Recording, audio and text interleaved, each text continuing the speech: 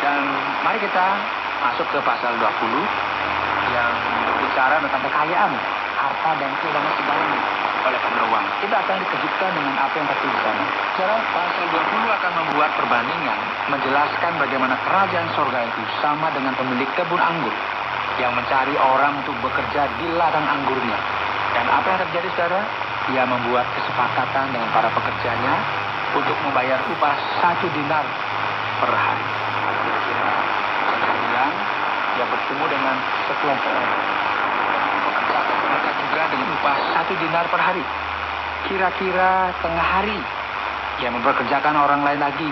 Dan pada jam 3 ia juga mempekerjakan kelompok yang lain.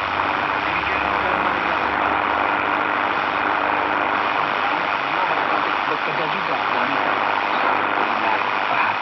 Nah, ketika orang tersebut berkata kepada mandornya, dan bayarlah gaji mereka, mulai dari yang terakhir dipekerjakan sampai kepada yang pertama dipekerjakan. Orang yang dipekerjakan dari jam 5 sore datang dan mendapatkan upah masing-masing 1 dinar.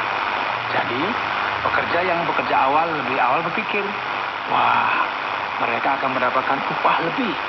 Namun, masing mereka mendapatkan upah yang sama. Ketika mereka mendapatkan upah tersebut, mereka menggerutu. Mereka berkata, janganlah begitu, Pak. Misalkan Anda menyamakan gaji kami yang telah bekerja sejak pagi dengan mereka yang baru bekerja 1 jam. Namun Tuhan itu menjawab bagi mereka, saudara, aku tidak adil terhadap engkau. Bukankah kita telah sepakat sedinar sehari? Ambillah bagianmu dan pergilah. Aku mau memberikan kepada orang yang masuk terakhir ini sama seperti kepadamu. Tidakkah aku bebas menggunakan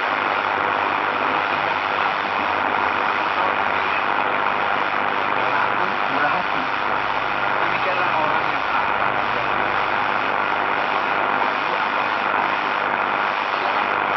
ketika membaca cerita ini,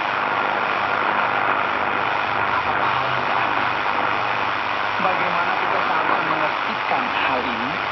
Apakah Allah tidak memperhitungkan seorang yang dari orang lain sehingga pada akhirnya semuanya sama?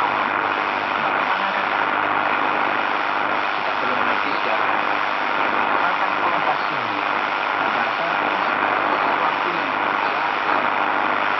berbicara kepada kerumunan pemimpin agama.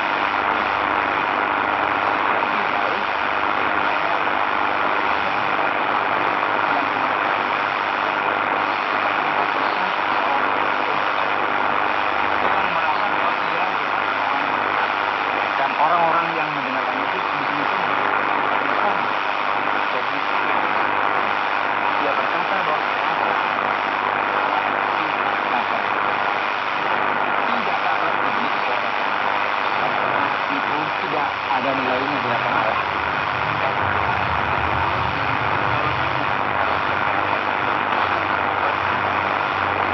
Keselamatan bagi mereka yang kita rasa tidak layak untuk mendapatkan. Akhirnya mereka inilah yang akan dipilih. Mereka yang merasa menjadi yang utama. Fokus kepada satu ide. Apa yang penting dalam kehidupan ini bukanlah kekuatan atau dapat dibeli dengan uang. Itu ke Yerusalem dan dia memanggil murid-muridnya. Anak-anak muda diserahkan pada imam-imam kepala dan dia itu mengerti dan mereka akan menyerahkan dia kepada bangsa-bangsa yang supaya diolok-olokkan, ditentang dan disalibkan dan pada hari ketiga. Bagian yang muncul di kita karena tema kita adalah kehinaan kekayaan dalam semuanya ini. Di tengah pelajaran yang sedang diajarkan dan pelajaran lain mengenai kebaikan Allah yang artinya melalui anugerahnya, kita melihat bahwa Yesus kematian dan kebangkitannya. Dan apa yang terjadi setelah saudara? Kita akan melihat ibu dan anak-anak sedikit datang kepada Yesus dan memohon sesuatu. Apa yang dia minta? Dia berkata berilah perintah supaya kedua anakku ini boleh duduk dalam kerajaanmu. Yang seorang di sebelah kananmu dan yang seorang lagi di sebelah kirimu. Dengan kata lain, ia berpikir mengenai kuasa yaitu kepemimpinan manusia. Kamu tidak tahu apa yang kamu minta. Dapatkah kamu meminum cawan yang harus keminum?